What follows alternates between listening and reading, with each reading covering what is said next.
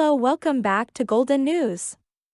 A Russian fighter jet forced down a U.S. Air Force drone over the Black Sea on Tuesday, after damaging the propeller of the American MQ-9 Reaper drone, according to the U.S. military.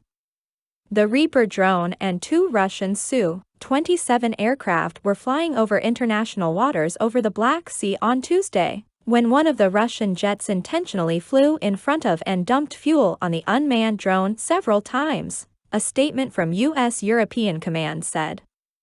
The aircraft then hit the propeller of the drone, prompting U.S. forces to bring the MQ-9 drone down in international waters.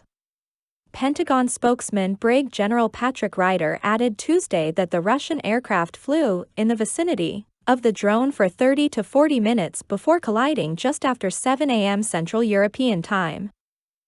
The incident marks the first time Russian and U.S. military aircraft have come into direct physical contact since Russia launched its invasion of Ukraine just over a year ago, and is likely to increase tensions between the two nations, with U.S. calling Russia's actions reckless, environmentally unsound, and unprofessional.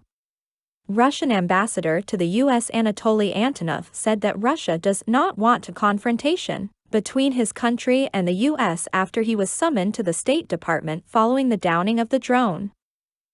"We prefer not to create a situation where we can face unintended clashes or unintended incidents between the Russian Federation and the United States," Antonov said.